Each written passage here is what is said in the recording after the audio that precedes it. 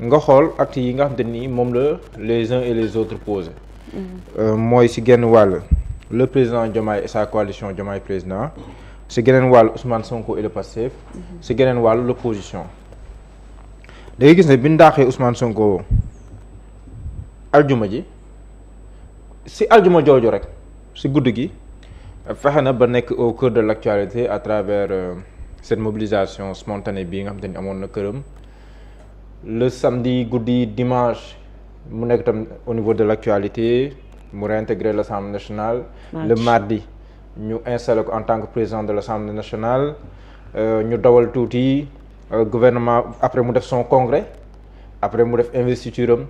gouvernement bu bees am après mu def une conférence de presse mujjee def benn interview donc da nga gis ne que en moyenne boo jëlee si ñaari ay bés yi nga xam te ni moom la ñu génn wala bi ñu ko daaxee ak léegi en moyenne fàtte naa fusion yi nga xam te ni amoon na mën nga ko wàññil lu mu dee 2 activités majeures wala 3 activités majeures yoo xam ne nii par semaine da ko def en moyenne 2 ou 3 en face nga gis ne que président Diomaye teg na gouvernement bu bees avec sa coalition benn activité la dafa gum mooy bii weesu mooy bi ñu def au niveau du contrat de l'hôtel ak li nga xam ne ni moom lañ si wax ak surtout le porte-parole de la présidence li mu wax parce que dañoo taxawul tuuti si Maître Abdoulaye Tine lu wax mais dafa génne 3 critères yoo xam ne ni jàpp na ne loolu moo présidé au choix opéré par le président Bassirou Diomaye Faye mu ne le premier choix mooy la compétence le deuxième critère de choix moom mooy la loyauté te loolu da nga koy dàq ak boole ko li président Bassirou Diomaye Faye waxoon mënul comprendre ku nekk ci gouvernement am naan Sonko 2029 ak yooyu ak tamit li Ousmane Sonko waxoon ci conférence de presse ba xam nga kon mbir yee ngi gën a leer xam nga Ousmane Sonko waxoon nañ ko président Diomaye wax na ko diw dafa manqué de loyauté nga gis ne son porte-parole loolu le porte-parole de la présidence nee na le deuxième critère moo nekkoon la loyauté troisième critère bi man boobu gën a réewlu mais boobu dama ñëw tam confirmer li Cheikh Bara Ndiaye waxoon ak Ousmane Sonko mooy la déférence mooy le respect mooy déférence mooy respect quoi mooy respect yar ak teggin respect est-ce que comprendre nga léegi bi ma déggee loolu bon dama ree quoi parce que xam nga Ousmane Sonko waxoon na ko en conférence de presse Ousmane Sonko waxoon na ko mais bon da ngay naan bon peut-être ñu ne yow mais président mais bu nee le troisième critère moom mooy la déférence moom mooy wane na que kon fu mu toll nii mbir yi àgg na foofu donc muy acte yi nga xam ne moom le président Bassirou Diomaye Faye teg avec sa coalition mais pendant ce temps l'opposition yan acte la teg mais balaa ngay kon ne si ak opposition yi 3 points yooyu est-ce que mën nga ci ñëw ni maanaam lan mu mën a expliquer 3 choix yooyu na nga xam ne def na ko par rapport ak si gouvernement bi mu tànn waaw xam nga loolu dafay récupérer aussi li président Bassirou Diomaye Faye wax si li ñu dégg ñun le 2 mai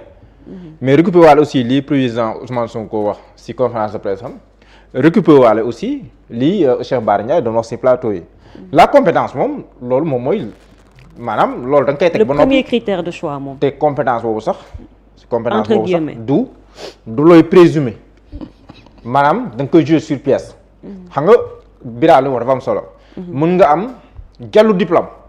loolu présomption de compétence donc mën nga yëngu sax si benn mbir ñu jàpp ne war nga koo mën a def mais buñ la ko dénkee na fa la leen noté ban bilan nga ñuy sànq ñu ngi wax ministère de la culture Youssou Ndour a été ministre de la culture est-ce que lii bilan est-ce que am na bilan en culture waaw mooy question jëlee ko fa yóbbu ko tourisme est-ce que bàyyi na fa falaa doon jëm Youssou Ndour c'est un acteur culturel majeur ñëpp d'accord nañ si man démb wax naa respect bi nga xam te ni moom laa am si moom te muy dëgg par rapport aux emplois qui créent ak yooyu mais en tant que ministre de la culture il n'a pas atteint objectif yi président Macky Sall séddoo si moom moo tax mu changé ko juste après le 15e sommet de la francophonie yaa ngi koy fàttaliku am na sax yeneen développement yoo xam ne defoon nañ ko donc pour dire que avant ou après avant non avant laa wax avant dama ne après laa wax kon non c'est un lapsus non avant laa bëggoon wax avant am na sax yeneen développement yu su gars yi def quoi que moo tax mais bon loolu bëgg ma see dugg mais pour dire que xam nga moo amoon na présomption de compétence par rapport ak loolu parce que si loolu lay yëngu. te pourtant mel na ni kat président Macky Sall la mu doon seen si moom amul. am na si gouvernement bii ñoo xam ne am na fu leen teg wax dëgg yàlla les premiers pas yi ñu teg gu wane na que du ñoom de damay bañ a tudd tur rek waaye am na ñu ma gis moom ak yi ñu commencé poser du ñoom de. malgré les CV ak. non mi du CV kese xam nga damay bañ a juum si premier ministre français bi damay bañ a juum dama fàtte tur bi mais tax ko woon a bëri diplôme noonu il a été un bon premier ministre damay bañ a juum mais CV bi c'est important. maanaam présomption la bu lay jox compétence mais compétence aussi da lay juger si bi nga fa nekkee la nga fa def si loolu rek la mën a juger. c'est pas parce que tu es un magistrat que tu peux faire forcément un bon ministre de la justice. C'est pas parce que tu es médecin que tu peux faire forcément un bon ministre de la santé. C'est pas parce que tu es journaliste que tu peux faire forcément un bon ministre de la communication. Donc loolu moo tax diplôme yi nga am sa jaar-jaar présomption la mais compétence moom lu lay nattee si jëf yi ngay jëf la du looy mën a ñëw rek ne diw su ma ko joxee par la force de atteindre sama objectif di nga am yaakaar si moom mooy diplôme yi mooy jaar-jaar bi loolu si ngay fonder sa yaakaar léegi boo ko joxee ba noppi bu dawalee tuuti di nga xam ndax kooku waaja la wala du waaja. man nee naa am na lu ma gisagum fu mu toll nii si ñenn yi ak yenn démarches yi bu jooyantu ko amul parce que nit aussi mën nga def dara après nga jooyantu bu jooyantu ko amul. man compétence bi gëm naa ñu si bëri wala boo moytul après dina leen kii parce que aussi ñu si bëri est-ce que pare nañ pour nekk ministre. parce que nekk ministre aussi voilà dafa am lu mu laaj daal dafa am lu mu laaj non seulement c'est un poste politique mais am na loo xam moo laaj mais il y a quand même de bons ministres si biir gouvernement am ñoo xam ne tam am naa si ñoom yaakaar wax dëgg yàlla. man am naa si ñoom. yaakaar bu baax a baax ku su mel ni docteur Abdourahmane Diouf fi mu yor am naa si yaakaar si moom yeneen am na yeneen ministre su ma limee damay juum mais am naa yaakaar par rapport leen dénk mais ñeneen moom je préfère xaar ba nga xam te ne nii loolu la ñuy kii. donc loolu compétence loolu la. loyauté président Diomaye waxoon na ko. loyauté mën nga ko déggee xaw ma na laa ko mën a tekkee soo la waaye daal mënul jàpp ne mën nga nekk si biir gouvernement ba pare am yeneen yiite yu wuteeg ay yiite président. muy politiquement di institutionnellement parlant. mais li ñuy wax ci politique mooy en politique la loyauté ne peut être ni ñu koy waxee une variable d'ajustement. maanaam c'est ce qu'on dit souvent. maanaam loyauté rek. dafa doyul ci wàllum politique. ngir nga mën a. c'est vrai. amal nit ki njariñ. dëgg la. mënul nekk variable d'ajustement quoi en fait. mën nga loyal lool.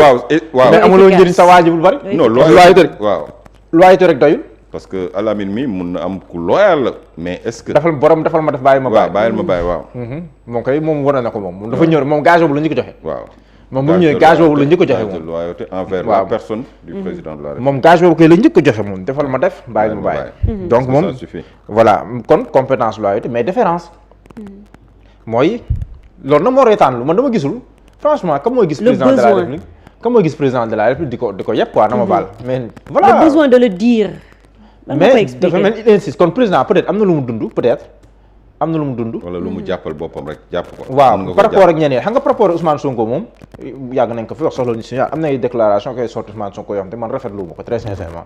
mais si ñeneen yi boo ko élargir si ñeneen yi foofu lay kiiwee daal boo ko élargir si ñeneen yi man de gisuma mën na am waaw lu mu dund la wala lu mu xam wala lu mu jàppal boppam. mais gisuma beneen membre du gouvernement wax dëgg yàlla si bi fi nekkoon wala benn DG si yi fi nekkoon. yoo xam ne am na cadre ki si doon am yenn position yi gis nga après daf ko fa jëlee muy Bassirou beneen PCA bi kilifa moom tam jëlee na ko fa. donc. te ils ne l'ont pas directement cité. te ñooñu loolu c'est insignifiant par rapport ak le nombre de DG yi am. loolu boo ko doon jël sa est-ce que mën na 1% si nombre de DG boo si mënee seppi benn DG donc si PCA yi fi nekk nga mën si sepp benn PCA donc. comme ça non parce que non en fait est-ce que loolu mooy manquer de respect yow boo jàppee ni tamit lu la waay wax dalaa xeeb. wala yéenewu la fi nga toog wala est-ce que tamit di nga ci génn bët bu la nit xoolee ak nuyu bu mu la nuyu sax nga ni kii daf maa xeeb wala jox ma sama cër bi ma yàlla jox nangulu ma ko genre terme yooyu est-ce que on en est là. mais dañuy wax ni le président doit asseoir son autorité. parce que non autorité soxlawul ngay fëgg sa dënn naan dama am autorité luy voilà bon mais bon man daal loolu la wax man dégg-dégg boobu laa si am. léegi maa ngi woon si acte yow bi may dégg si man. opposition bi voilà léegi opposition bi. waaw naa la président Macky Sall loolu kenn du ko remettre en question ci moom parce waaw, que sa mosu ko wax. légitimité moom en personne da ko cultiver avec le temps waaw, loolu processus tam la c'est bu mu ñëwee loolu c'est vrai. ku nekk nag da ngay accepter ne dafa am processus boo xam ne boo fa jaaree ba am pouvoir ku nekk da nga war a dafa am nangu sa aussi lu la nit ñi trajectoire. mën a xoolee c'est vrai. loolu lay wax ji c'est-à-dire président Macky Sall dafa am trajectoire am processus bu mu ñëwee Am woon ko, waaw. Abdoulaye Wade am ko Léopold Sédar Senghor am ko Maanaam Abdou Diouf ñooñu am ko kenn- kenn ku ci ne am na noo ko amee Diomaye tamit nag ni mu arrivé pouvoir kenn mosu ko arrivé Configuration bi. pouvoir waaw loolu tamit waaw. configuration bi aussi dafa war a maanaam moom accepté adduna du neex ak nakari ba ñenn Diomaye ñi s'il buñ veut ko être xoolee un duñ pré- gis Sonko. ouais, mais si le maanaam président ñenn Diop- ñi à voilà, travers voilà. lui mënul nekk. mënuñu Voilà. déconnecté joxuñu Sonko ak moom la mu toog si il est biir. un président institutionnellement il doit être ñëpp nangul nañ ko moom mais Ces am na ñoo pouvoirs xam qu'on ne doit seen i lui gët donner, ouais. mënuñu xool président Bassirou Diomaye Faye te duñ gisaale baaraamu Sonko ba ko jox. mënul nekk sax mënul nekk am na si yow si léegi boo bëggee nag mënoo tudd la preuve en léegi nag boo bëggee dindi Diomaye, loolu doo ko tudd. boo bëggee dindi loolu leen nga mën a def mooy teggi waa Pastef ñu si bëri indi waa Diomaye président ñii di théoriser ne que yow sax nekk woon candidat waa ji ñii di théoriser ne que yow yàllaa la fal donte ne yàlla moo fal ñëpp ah loolu moom da nga koy dañ si d'accord ñii di théoriser ne que waa ji si wàllu boobu sax moom bu sañoon yow doo falu ñii di théoriser que yow da nga waa ji sax am nekk sa woon mérite candidat. personnel bon def président de la République parce que da ngaa yaru liggéey bi nga liggéey. parce que da ngaa dalal xel yi donc après ñooñu ngay mën a teg parce que ñooñu li seen objectif mooy teggi baaraamu joxoñu Ousmane Sonko bi donc pour dire que loolu peut-être bokk na si yenn choix yi nga moom loolu mooy nag ku soppeeku moo ci koy def opposition bi léegi. waaw mais bon xam nga rek président moom waaw c'est ça président voilà c'est ça mais man je pense aussi que l'ex-premier ministre aussi si yenn li il n'a pas été assez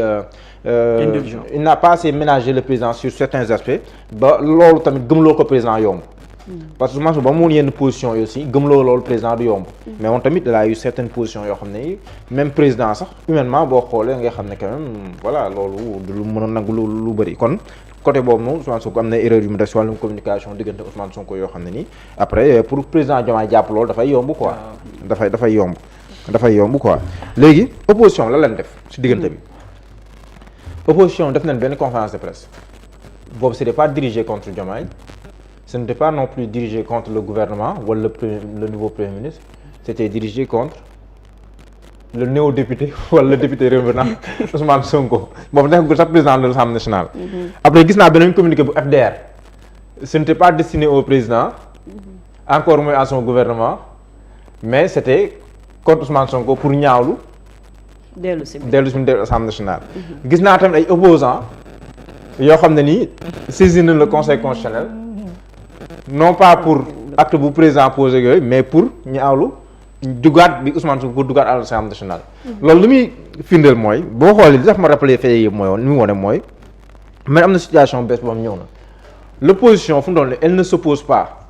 su ma nee l'opposition la li si gën a fës en général laay wax am na ñeneen ñoo xam ne ñu ngi critiquer le président Diomaye yooyu mais je veux dire l'opposition si ñu gën a fës elle ne s'oppose pas au président Diomaye encore moins à son gouvernement mais elle s'oppose non pas à un parti mais à un homme Ousmane Sonko moo tax fu mu toll nii dafa mel ni keroog lii kii wax keroog defe naa kii moo ko wax keroog Sanu Dione mu ne on s'oppose maintenant à l'Assemblée nationale parce que du sax Assemblée nationale lay opposé wul mais ka nekk si bopp Assemblée nationale xam nga il y a des personnalités politiques yoo xam ne ce sont des personnalités clivantes mooy maanaam soit dañuy taxawee noo xam ne nii soit dafa mel ni nga leen di bëgg soit nga bañ leen mais il ne reste personne indifférent dafa mel ni ñoom foofu leen positionné Ousmane Sonko ba yenn saa yi sax ñoom dañ koy jox ay pouvoir ba jox ko sax ay pouvoir yoo xam da ngay naan mais ñii Aliou ñooy ba indiwaatal illustration ñii ñooy yokkal pouvoir si Ousmane Sonko xam nga bu ñu demee bay naan li xew ko parti socialiste sax am na ñoo xam ne nii ay bracelet Pastef loolu inconsciemment maanaam inconsciemment yaa ngi jox sa doole Ousmane Sonko boo xam ne nii yoru ko moom sax yoru ko yaa ngi koy jox doole maanaam waa ji kon il est aussi puissant que il peut perturber tout ce qu'il veut mais quand même doole boobu noonu si politique mais comme moo ko fi am mais yow boo nee recul maanaam dañ koy jox doole sax ni muy xaari gars yi ku ñu génn. mais pour dire que actes yooyu noonu yëpp je t'assure. c'est dirigé contre Ousmane Sonko te gars yi duñ ko bàyyi parce que personnalité am politique am ak trajectoire politique am peut-être moo bindoo noonu ak tam li nga xam ne ni moom lay incarne ak yenn position tranchée yi nga xam te ne moom la am par rapport ak li ñu tuddee woon le système ak yooyu donc il est normal que ñooñu que ils se sentent menacés par Ousmane Sonko te ba pare am na si yoo xam ne ni aussi ñoom yenn rupture yoo xam ne bi ñu ko defee mais ça a suscité certaines frustrations xam nga Sanu Dione keroog ñëw na wax na fii yenn réforme yoo wax El Malick Ndiaye bi mu ñëwee def na ko à l'Assemblée nationale mais réforme yooyu il va sans dire que dina am ñu mu dul neex mais xam nga gars yi li leen métti yenn saa duñ ko wax. par exemple man su ma meree Bira li ma meree Bira du ma ko wax mukk waaye fu ma jékkoo Bira du ma ko baal. parce que soo ko waxee askan bi sikkal la. voilà après leneen la lay doon. Bira leneen laa koy kii maanaam raisonnable mais après su ngay comprendre yenn sorte yi nga xam te ni maanaam yenn sorte xam nga man mën naa comprendre quelqu'un qui s'oppose nga opposé wu. mais bu nekkee boroom xam-xam nga que tu t'opposes par des idées comprendre nga. di wax xam-xam di démonter li Ousmane Sonko di wax di génne les failles ak yooyu xoolal sa sortie bi mu mujjee def il y a tellement de choses à dire yoo xam ne am na si mais si la leen jàpp si loo xam ne nii Ousmane Sonko ñoom xam nañ Ousmane Sonko waxul lool. mais il a fallu même bu ñu yemoon si loolu rek xam nañ du kii mais nga modifier sax lu mu bëgg wax. levier nga bu ko tekkee leneen. pour dire que maanaam waa ji day may tànk bu leer nañ. mais comme xam nga bu nekkee waa ji maanaam xam nga man j'ai l'impression que Ousmane Sonko li chance am sa plus grande chance mooy en politique mooy ce sont ses adversaires pour ne pas dire ses ennemis mooy tax malgré toutes les erreurs qu'il commet en politique ay erreurs am ces erreurs ne sont pas assez exploitées par ses opposants par ses adversaires parce que xol mi mooy gën a wax ko xel mi te politique mbirum xel la mais bu nekkee ne xol ngay jiital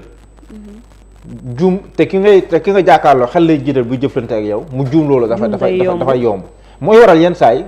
mu def benn erreur bu monumentale au lieu que opposition bi jafandu si loolu ñi dem di jafandu si loo xam ne nii daanaka amul benn mucc amul benn njëriñ ndaxte lii di yóbbu si nit ki mooy plus la personne bon bëgguma tudd trop baatu en mais day mel ni daal voilà xanaa xamul nit boo ko meree sax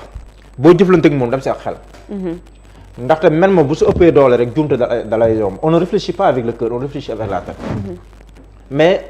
à un certain niveau de colère on risque de réfléchir avec le cœur or quand on réfléchit avec le cœur bon ce sont des réactions à l'emporte-pièce à haut risque et après on se trompe lourdement difficile de se rattraper. mais est-ce que c'est aussi facile de le dire que de le faire. waaw mais xam nga Ousmane Sonko comme yow da nga am recul par rapport ak situation bi tu n'es pas directement confronté à la personne mais ñoom Ousmane Sonko waru leen ëpp réflexe boobu xam nga Ousmane Sonko nit la lépp lu ko nit wax si lu ñaaw amaana dégg na ko mais il prend sur lui gérer ko ba nga xam ne nii dans les actes politiques qu'il pose loolu li si feeñ stratégie lay jiital donc le fait que moom mii contenir li muy yëg coups yi nga xam ne mu ngi koy recevoir parce que moom il donne des coups mais il en reçoit aussi yenn saa yi mu jox ay coups yu métti mais moom capacité bi mu am absorber coups yi mu métti ko mu téye ko buy jëf di jiital xelam mais ses adversaires aussi noonu lay war a def mën nañ koo mere mais nit ki loo ko mere aussi boo jëflante ak moom boo ko bëggee juumloo mais da ngay jëflante xel foofu ba taxawaay la deux boo bëggee daan comprendre nga léegi nag loolu laa gis ne mooy pour man sa plus grande chance mooy ses adversaires politiques te moom dafa xam ay adversaire am xam na ne ni ñuy jëflante ak moom si bëree bëri bon mere bi ñu ko mere la ñuy jiital moom xam na loolu moo tax day jouer si mere bi ñu ko mere pour poser ay actes yoo xam ne nii politiquement balaa gars yi di comprendre dafay fekk na romb na foofu bu yàgg xoolal duggaat assemblée nationale nu mu yombee te pourtant wax ñëpp xamoon nañ ne fa la jëm waxoon na ko moom wax na ko 50 000 fois wax na ko mais bi mu duggee dafa mel ni kenn yëgu woon na dina dugg c'est tellement rapide diggante samedi ak dimanche ak mardi maanaam du duggaat bi sax mais waa ji dugg na nga naan waratoon a dugg naa waratoon a dugg fekk na moom mi ngi toog si perchoir ba fa comprendre nga loolu tamit defe naa ne war nañ gën a mën a shifter li nga xam ne nii moom mooy la réflexion par rapport ak la lutte ni ñuy demee si moom la bataille politique par rapport à ça mais je pense que fondamentalement c'est un système c'est une configuration inédite boo xam ne moom moo fi am politiquement te gëm naa ne ba 2029 moom la ñuy kii les gens vont davantage s'opposer au président de l'Assemblée nationale à Ousmane Sonko que du président Diomaye Faye léegi président Diomaye Faye ban taxawaay lay am pour tirer profit de cette situation. xam nga foofu mooy wax moo tax boo leen di wax opposition dama naan de quelle opposition vous parlez Diomaye président et l'opposé de Pastef et de Sonko. mais aussi le pouvoir déchu aussi. s'oppose à Pastef et à Sonko. parce que ñoom ñoo demoon ba ni président de la République jël say responsabilités maanaam xeex bi sa xeex la xeex ko. mais am nañ posture bu bees ñoom ñu dem bëgg a làqatu ci gannaaw pour bàyyi Diomaye mu xeex ak Sonko ba pare ñu ñëw jël les dividendes te loolu mooy erreur bi. voilà ñaari opposition moo am. opposition bi fi nekkoon doon opposé wu ak Sonko ba Sonko yéeg au pouvoir ak opposition bi nga xamante ni ñoom ñoo mënul woon transhumer am opportunité dugg Diomaye président pour opposer wu à Sonko mu nekk ñaari opposition yi nga xamante ni stratégiquement toujours moom dina def de telle sorte que débat bi moo koy orienté fi mu ko bëgg orienté ndax boo xoolee Sonko bi muy génn ci gouvernement bi newoon naa leen billaahi Sonko buy génn ci gouvernement day fekk mu pare pour génn dina pare pour génn ñu naan ma non mun nañ la dàq te du la neex d'accord du la neex mais bul fàtte ni souvent nit ki dina la tappi ba nga xamante ni yow dàq bi di nga ko def te ñëpp dinañ xam ni yaa ko dàq te fekk moom moo ko waajaloon boppam parce que la preuve instant bi dàq na ko yàgg na am ay incompréhension ay quiproquo mook le chef de l'exécutif mais tey en substance lan la sénégalais yi jàpp ci dàq bi mooy dafa tudd les fonds politiques moo tax ñu dàq ko leneen loo leen mënoon di jote nit ñi lijjanti wuñ ko li ñu lijjanti daal mooy fonds politique yi dañ ko war a leeral ndax yéen a ko diggee woon ñëw au pouvoir bëgg koo gën a lëndëmal Sonko ni woon la ngeen diggee woon da ngeen ciy nekk moo indi seen ñàkk déggoo ba finalement ngeen préféré dàq ko te li gën a doy waar mooy destu mandat bi yëpp del xool destu mandat bi yëpp ils vont essayer de se justifier devant les Sénégalais ci lu tax ñu ànd ak loolu tam day corroborer waat li ma doon wax xam nga kon nit ki fexe na ba mer loola bu nekkee loolu nekk stratégie fexe na ba mer loola pour te pousser à réagir c'est en ce moment là nga war a xamee lii ki lu mu bëgg nga dawal stratégie yow tamit moment bi nga ko bëggee moom sàkku ko si moom bu ko xamee maaw nga xaar ba moment bi la neex yow nga def ko mais loolu il faut beaucoup de faut nga am tolluwaay si wàllum politique ak stratégie si wàllum politique ba mën a ndëgg sërëx ñu mu lay tegal nga mën ko c'est pas facile parce que président Macky Sall bokk na si ñi dàq politique Sénégal nekk na fi ba jógee fi mës moom personnellement mës a ñàkk élection xam nga kon mën na politique te pourtant bi mu roofooyee Ousmane Sonko si wàllum politique gis nga li mu daj kon Sonko tam sax mën politique kon ku mel noonu boo jàkkaarloo nga si wàllum politique foog nga pare sànq fi mën a waxee wàllum haine bi xam nga foofu nga peut-être loolu lay expliquer nga xamoon nit comme ku mel ni Aziz Diop parce que man j'ai beaucoup de respect pour lui mu doon waxee xam-xam quoi mais dem bay wàcc si benn niveau du waxee noo xam ne nii da ngay naan kii est-ce que sax am na benn niveau bi si wàllum njàng est-ce que am na benn si xam-xam donc après si ngay comprendre que maanaam mer si li mu dugg ba fës si rek mën na yóbbu ni si loo xam ne ni sax bu waxee nga xeeb alors que mer moo ko yóbbee foofu moo tax ma jàpp ne les électeurs de Gougnanfil moo tax ma jàpp ne mer nit ku nekk da ngay mer mais am capacité continuer sa colère ba booy wax nga waxee sa sago loolu dafay am solo parce que moom moo lay bàyyi si niveau bi leen ñëpp xamee woon sinon am na nooy waxee rek du ki ngay waxal sax ngay jam mais yaa ngay jam sa bopp parce que am na boo yëkkee yenn kàddu yi nga wax ko wanewul ka ngay waxal na mu doon mais mën na yow day feeñal yow sa taxawaay ak sa voilà c'est ça Diomaye président comme ni ñu ko waxee léegi nan la mën a tirer son épingle du jeu par rapport ak cette configuration man pour man nag loolu parce que Diomaye président bu nekkee dafay taxawaay spectateur mooy celui qui va être gagnant c'est Ousmane Sonko léegi Diomaye président nan la ko exploité sànq yaa ngi naan peut-être dama bëgg a am Diomaye président soxlawul ay kii de Diomaye président ñu am poids politique la soxla président na da nga koy mën a doolil nag mais bu nekkee ay borom xalaat yi rafet rek Sénégal bëri na ay borom xalaat loolu demal si université ak yooyu. wala leena seen tam Diomaye président. waaw leena seen mën na Diomaye président Diomaye ay soxlawul loolu de soxlawul ay ñu neexi tubaab ak neexi wolof ak yooyu soxlawul loolu de maanaam soxla na ñoo xam ne dañoo am poids politique. mën ko koo dimbalee mu am lu mu taxawee jàkkaarloog waa Pastef ak opposition bi politiquement loolu mun koo xalaat 2029 incha allah buñ si àggee loolu président soxla de mais bu nekk ay borom xalaat yi rafet université yi ay borom xalaat yi rafet dong la daara yi borom xalaat yi rafet dong la mbedd mii sax koo romb booy def MT yenn saa yi nga dal si koo xam ne xalaat yu ñaw la yor maanaam loolu moom tawul président borom xalaat yi rafet président domaine boo gis aussi pointu que soit-il domaine boo gis président bu soxla woon 1000 cadres de haut niveau léegi ne balaa 10 heures gaa indil ko lu mu soxla mooy ñoo xam ne dañoo am poids politique xarañ si wàllum politique stratégie politique yu ko dimbalee sinon ay conférence de presse en plus des conférences de presse à longueur de journée loolu yëpp amul benn njëriñ terrain bi am njëriñ te nag dafa soxla ñoo xam ne ni am nañ poids politique waxuma ñoo xam ne ni ay poids politique dëggantaan ñu ko mën a doole mais bu nekkee borom xalaat kese léegi nag mën na am soxna Aminata Touré ñu muy liggéey Diomaye président ñu si liggéey son nouveau chargé des élections Aldima Sow mi ngi siy liggéey waaye nag du liggéey bi yomb mais faaw ñu taxaw si conférence de presse yi baax na de waxtaan si xam-xam baax na think tank yëpp baax na c'est très important waaye politique bu loolu yëpp weesoo mbirum terrain la ak mbirum xob daa am ñu ñuy wàññi ak ñu ñuy peese ñaar yooyu koo si amul. dese nga lu bari. ñuy peese lañ gën a soxla yaakaar naa. waaw surtout booy dem élection. waaw non ñi ñuy wàññi. ñi ñuy wàññi ñi ñuy wàññi. président fu mu doon ñi ñuy wàññi non président am na ñu ñuy peese. soxna Amina Touré da nga koy peese. waaw dañ koy peese moom. xam nga. Abdourahmane Diouf da nga koy peese. Serigne Gueye Diop sax da nga koy peese. mais ñan la ñuy wàññi. loolu président na daa war a wàññi de parce que nag laaj bi samp la. ironie après dañuy wàññi xob yi de. ñaata xob nga am. mu ngi noonu jërëjëf Mouhamadou Diallo Babacar ban jàngat nga am ci configuration bi. non mën nga comme ni mu nekk